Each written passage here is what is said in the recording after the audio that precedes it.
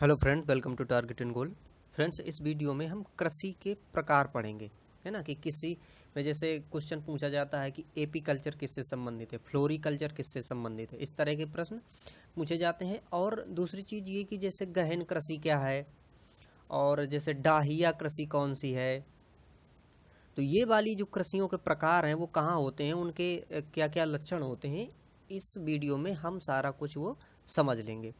इसके पहले भी हमने कई सारे फ्रेंड्स वीडियो बनाए थे, जिसमें से कि हमने जैसे पंचवर्षीय योजनाएं हैं, फिर जो ग्रामीण विकास के लिए कौन कौन सी योजनाएं सरकार ने चालू की हैं, या फिर जो महत्वपूर्ण योजनाएं हैं उनको भी हमने डिस्कस किया है। तो वो वीडियोस भी आप देख सकते हैं यदि आपने नहीं देखा है तो, क्योंकि ये क्रम से वीडियो आपके लिए लाभदायक होंगे। इसमें फ्रेंड्स एक चीज़ और कि जो ये पोर्शन रहता है ग्राम विकास वाला, तो इसमें ग्रामीण विकास में जो क्वेश्चन पिछले एग्जाम्स में आए हैं उसमें किस्मों के भी आए हैं, जैसे कि चना की कौन कौन सी किस्में हैं। फिर रोगों के भी आए हैं कि जैसे कि अगर मान लीजिए हरित बाल रोग है, तो इस तरह के भी क्वेश्चन पूछे गए हैं। तो उसके बारे में हम वीडियो आगे आपको बना देंगे फ्रेंड्स। तो आप क्रम से अगर देखते जाएंगे तो कोई भी क्वेश्चन छूटेगा नहीं आपका, ठीक है। तो चलिए देखिए, कृषि के प्रकार इसमें से हम देख लेते हैं। तो कृषि के प्रकारों में से कृषि मुख्यतः दो प्रकार की होती हैं, जिसमें से पहला होता है अपना निर्वाह कृषि, और अगला हम आगे पढ़ेंगे वाणिज्यिक कृषि। निर्वाह का मतलब क्या है, अगर इसको साधारण सा हम समझें तो जीवन निर्वाह के लिए जो की गई कृषि है उसे हम निर्वाह कृषि कहते हैं। अब जब निर्वाह कृषि जो है तो ये बहुत ही प्राचीन समय से कुल मिला के स्टार्ट हो सकती है ना। तो निर्वाह कृषि में भी प्राचीन समय से आदिमानव ने जो शुरू की थी कृषि, वो निर्वाह कृषि थी, क्योंकि उसको ये नहीं था कि मैं अब अनाज को बेच लूंगा तो उससे प्रॉफिट कमा लूंगा। उसका सिर्फ ये काम था शुरुआती कि मैं अनाज कुछ पैदा कर लूंगा जो मेरे खाने के लिए हो जाएगा, जीवन निर्वाह के लिए हो जाएगा। तो इस तरह से क्रम चलता रहा। अभी वर्तमान स्थिति ऐसी है कि जो हमारा जैसे देश है, तो हमारे देश में क्या है कि जनसंख्या ज़्यादा है। तो जनसंख्या ज़्यादा होने की वजह से जो भूमि थी, भूमि का जब वंशानुक्रम से क्या हुआ, वितरण हुआ, तो यहाँ पर बहुत ही छोटे छोटे पार्ट इसके हो गए हैं, है ना। जो छोटे छोटे ये पार्ट हो गए हैं, तो एवरेज वैसे अगर हेक्टेयर में देखते हैं तो 0.75 हेक्टेयर प्रति व्यक्ति के हिसाब से भूमि पड़ रही है। तो अब इतने में व्यक्ति क्या क्या उगा लेगा, है ना, क्या क्या वो मतलब उसमें पैदा कर ले कि अपने उसके लिए हो जाए। तो लोगों ने क्या किया कि गहन निर्वाह कृषि शुरू की, है ना। गहन निर्वाह का मतलब ये है कि छोटे से भूखंड पर साधारण तरीके से और अधिक परिश्रम द्वारा खेती इसमें से की जाती है, जिसमें से कुछ फसलें जैसे कि देखिए चावल है ना, गेहूं है, मक्का है, दलहन है, तिलहन है, ये सारी चीज़ें बोने का प्रयास करते हैं कि ये सारी चीज़ें एक साथ ही हो जाएं, ताकि हमारे जो घर के या फिर हमारे परिवार के पोषण के लिए वो पूरी हो जाएं। ये जो गहन कृषि है ये किस क्षेत्र में अधिकांशता होगी, ये उस क्षेत्र में होगी जहाँ पर जनसंख्या ज़्यादा होगी। तो हमारा जैसे दक्षिण और दक्षिण पूर्व एशिया है, तो दक्षिण पूर्व एशिया और दक्षिण एशिया में हमारा ये भारत भी आता है, दक्षिण क्षेत्र में आता है। चूंकि ये जो अगर हम इसको एशिया समझें तो हम कहाँ पे हैं, इस इधर हैं, है ना, हमारा क्षेत्र इधर है, और यहाँ ये भूमध्य सागर जो अपना हिंद महासागर है वो है। इसके बाद और भी इधर के जो कुछ क्षेत्र हैं, है ना, जैसे म्यांमार है और सिंगापुर है, या इस तरह का इधर जाएं तो ये सारे क्षेत्रों में इस तरह की कृषि होती है। तो गहन कृषि हमारे भारत में, अगर ये कहा जाए कि भारत में मुख्यतः कौन सी कृषि होती है, तो हम कहेंगे कि गहन निर्वाह कृषि होती है। और यहाँ पे देखिए वही कि जैसे जनसंख्या ज़्यादा है तो ये गहन निर्वाह कृषि हमें करना पड़ रहा है। गहन निर्वाह कृषि में जैसा मैंने शुरुआती में बताया था कि आदिम निर्वाह कृषि, तो आदिम निर्वाह कृषि क्या थी, आदिम निर्वाह कृषि को हम स्थानांतरीय कृषि के नाम से भी जानते हैं। ये स्थानांतरीय कृषि को हम डाहिया भी कहते हैं। ये कृषि कैसी थी, ये ऐसी थी कि जैसे किसी जगह पर जो लोग रहते थे वो क्या करते थे कि वहाँ की जमीन को साफ करते थे, उसके लिए जो वहाँ पर पेड़ पौधे ये सब होते थे इनको वो नष्ट कर देते थे, काट डालते थे, और काटने के बाद उनको वहीं पर जला देते थे। तो जलाने से जो राख बनती थी, राख में फास्फोरस जैसे तत्व काफ़ी होते हैं। तो वो क्या करते थे कि खेती को उपजाऊ भी बना देते थे और उसी पे वो लगातार 2 या 3 साल खेती करते थे। इसके बाद क्या होता था कि वो जो जगह होती थी वो फिर उतनी उपजाऊ नहीं रह जाती थी। तब लोग क्या करते थे कि उस जगह को छोड़ देते थे, है ना? तो स्थानांतरित, इसका मतलब यही हुआ। तो उसको वो क्या करते थे, छोड़ देते थे और छोड़ने के बाद में दूसरी जगह फिर जाके वो किसी उसी तरह की कृषि करते थे। पुनः 2-3 साल के बाद में जिस छोड़े गए जो क्षेत्र होते थे उसमें से फिर पौधे उगाते थे, पेड़ उगाते थे छोटे छोटे, तो उनको फिर काट के और फिर कृषि की जाती थी। तो इस प्रकार से स्थानांतरित कृषि की जाती थी। स्थानांतरित कृषि में उस समय जो लोग थे वो अधिकांशतः क्या उगाते थे, देखिए मक्का है, जैसे आलू है, इसके साथ साथ में वो बाजरा भी उगा लेते थे। अगर कुछ मतलब पानी का थोड़ा ज़्यादा साधन होता था तो कुछ सब्जियां भी उगा लेते थे। तो इस तरह से लोग ये खेती करते थे। इसके विश्व में अगर हम नज़र डालें तो विश्व में जैसे अमेजन बेसिन है ना, अमेजन बेसिन जो नदी है जो अपना दक्षिण अमेरिका महाद्वीप है उसमें अमेजन नदी बेसिन है, तो वह उसके क्षेत्र में भी इस तरह की खेती बहुत होती है। और कहाँ पे होती है, देखिए उष्णकटिबंधीय अफ्रीका, उष्णकटिबंधीय अफ्रीका, ये मिडिल जो इक्वेटर से जो भाग उसका अफ्रीका का गुजरता है ये वो वाला क्षेत्र है फ्रेंड्स। तो ये इधर, और इसके बाद में अपना जैसे दक्षिण पूर्व एशिया है, यहाँ पे भारत में भी, भारत में मुख्यतः कहाँ पे अब होती है ये खेती, अब ये होती है जो अपना उत्तर पूर्व के क्षेत्र है ना, जो 7 स्टेट्स हैं, जैसे मेघालय हो गया है ना, और सिक्किम हो गया, अरुणाचल प्रदेश हो गया, तो जो उस तरफ के जो क्षेत्र हैं, असम हो गया, तो इस जगहों पर अभी इस तरह की खेती की जाती है। इसी में एक और कंटेंट है फ्रेंड्स, चलवासी पशुचारण। चलवासी, देखिए चलवासी मतलब ऐसा जो एक जगह से दूसरी जगह क्या करें, जाएं। तो चलवासी पशुचारण क्या होता है, जो जैसे पर्वतों की तलहटी पर जो लोग रहते हैं तो वहाँ पर वो भेड़ पालते हैं, है ना, बकरी पालते हैं। तो एक जगह से जब घास खत्म हो जाती है तो वो क्या करते हैं, दूसरी जगह चले जाते हैं। इसी प्रकार से अगर पानी की व्यवस्था एक जगह नहीं हो जाती है तो दूसरी जगह चले जाते हैं, तो उन्हें हम चलवासी भी कहते हैं। तो ये चलवासी पशुचारण भी इस तरह से लोग करते हैं। अब देखिए दूसरी कृषि मैंने आपको बताई थी, कौन सी, वाणिज्यिक कृषि। एक तो अपना जीवन निर्वाह के लिए और एक वाणिज्यिक। वाणिज्यिक का मतलब हुआ कि जिसको ज़्यादा मात्रा में क्या किया जा सके, निर्यात किया जा सके। तो निर्यात के लिए जो कृषि की जाती है उसे हम वाणिज्यिक कृषि कहते हैं। इसमें से फसल उत्पादन और पशुपालन, ये सब बाजार में, मतलब ये जो प्रोडक्ट्स हैं इससे बने हुए वो बाजार में क्या किए जाते हैं, विक्रय किए जाते हैं, बेचे जाते हैं पूंजी के लिए, है ना, इनकम के लिए। तो ये सब ऐसे किए जाते हैं। अच्छा, दूसरी बात, वाणिज्यिक कृषि का जो क्षेत्र होता है वो अधिकांशतः क्या होता है, थोड़ा सा बड़े क्षेत्र में होता है ना। वाणिज्यिक क्षेत्र जो होता है वो थोड़ा बड़ा होता है और पूरे बड़े बड़े क्षेत्रों में से एक ही तरह का, एक ही जीन्स बोया जाता है। जैसे गेहूं है तो गेहूं ही बोया जाएगा, चना है तो चना ही बोया जाएगा।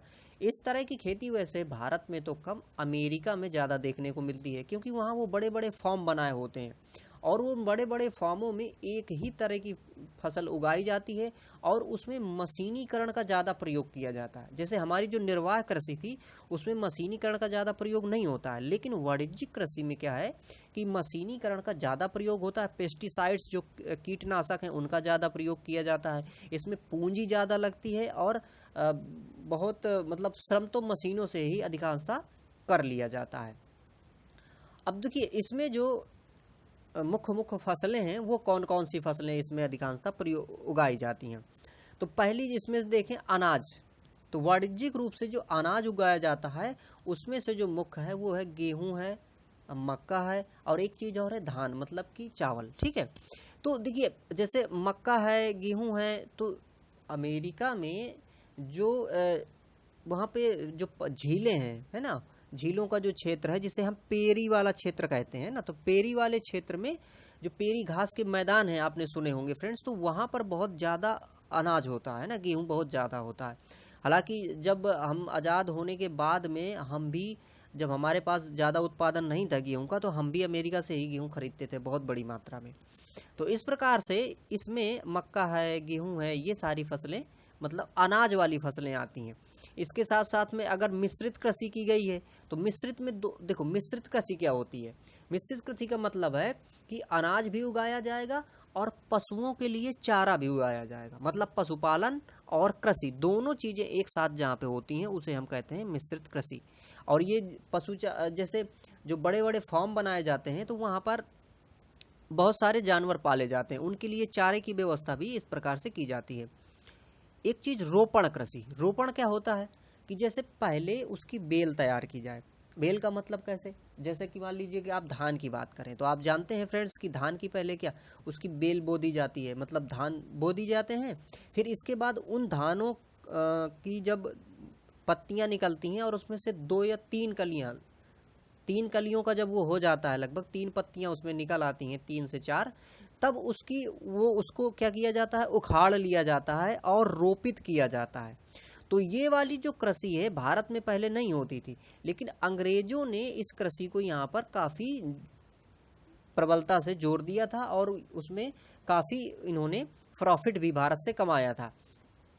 ये जो रोपण कृषि है, रोपण में देखिए क्या क्या आता है, जैसे कि चाय है, कहवा है ना, काजू है, रबड़ है, केला है, कपास है, इसके साथ गन्ना है।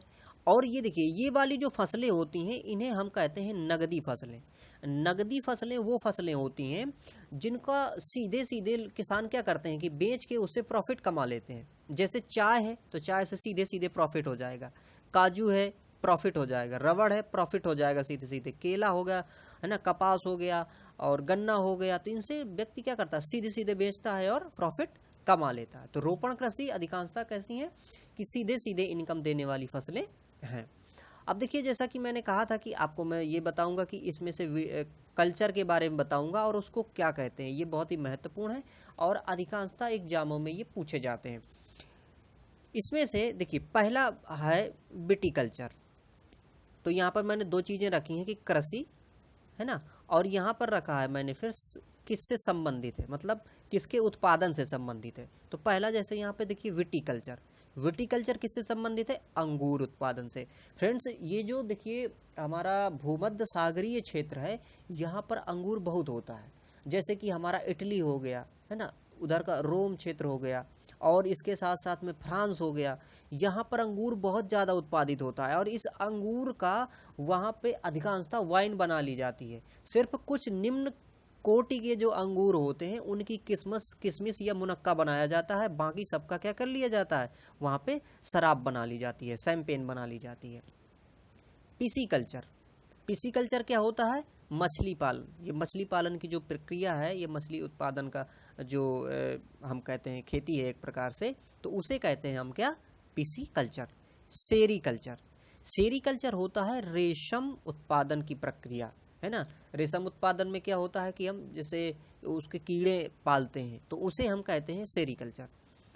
हॉर्टिकल्चर क्या होता है, बागवानी को कहते हैं हॉर्टिकल्चर है ना। बागवानी को क्या कहते हैं, हॉर्टिकल्चर। और हॉर्टिकल्चर यानी बागवानी, बागवानी के अंतर्गत क्या क्या, जैसे फल है और सब्जी है, तो फल सब्जी के उत्पादन को हम प्रोत्साहित करते हैं, उत्पादित करते हैं, वो किसके अंतर्गत आता है, हॉर्टिकल्चर के अंतर्गत आता है।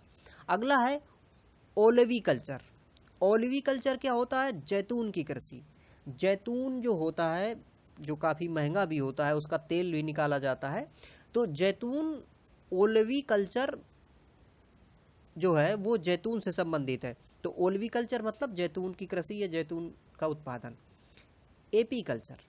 एपीकल्चर होता है मधुमक्खी पालन, मतलब कि शहद के लिए मधुमक्खियों का पालना क्या कहलाता है, एपीकल्चर कहलाता है। फ्लोरिकल्चर। फ्लोरिकल्चर फूलों की कृषि होती है ना, फ्लावर फूल और फ्लोरी, तो फ्लोरी मतलब कि फूलों की कृषि को हम फ्लोरिकल्चर कहते हैं। अगला है सिल्वीकल्चर। सिल्वीकल्चर क्या होता है, वनों के संरक्षण एवं संवर्धन से संबंधित जो भी क्रियाएं की जाती हैं उन्हें हम कहते हैं सिल्वीकल्चर। तो सिल्वीकल्चर वनों के संरक्षण एवं संवर्धन से संबंधित क्रियाएं हैं। ओलेरीकल्चर। ओलेरीकल्चर क्या होता है, साग सब्जियों का है ना, मतलब सागों का जो उत्पादन है, साग सब्जियों का जो उत्पादन है, ये साग सब्जियों की जो कृषि है उसे हम कहते हैं क्या, ओलेरीकल्चर। तो पौष्टिक साग सब्जियों का उत्पादन ओलेरीकल्चर कहलाता है।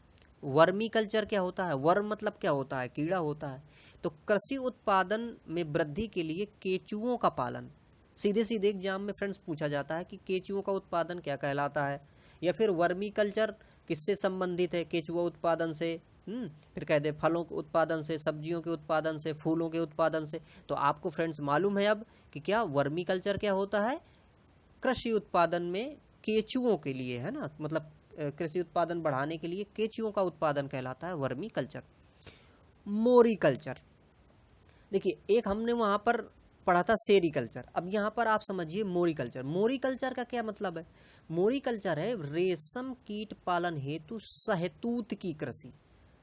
मतलब जो रेशम का कीट होता है वो किसमें पालते हैं? शहतूत में। तो शहतूत की अगर कृषि की जा रही है तब उसे हम सेरीकल्चर ना कह के क्या कहेंगे? मोरी कल्चर कहेंगे फ्रेंड्स। तो इसको आप थोड़ा सा ध्यान रखेंगे कि मोरी कल्चर किससे संबंधित है? शहतूत के पेड़ों से संबंधित है, शहतूत के पेड़ों की कृषि से संबंधित। एरोपोनिक्स क्या होता है? एयर मतलब हवा होता है, पोनिक्स मतलब कि उगने वाला, है ना। तो एरोपोनिक्स का मतलब होता है पौधों को अगर हवा में उगाया जाए, बिना मिट्टी उट्टी के उगाते हैं उसको, तो उसे हम क्या कहते हैं? एरोपोनिक्स कहते हैं। एक और होता है फ्रेंड्स पामोलॉजी। तो फल विज्ञान को हम क्या कहते हैं?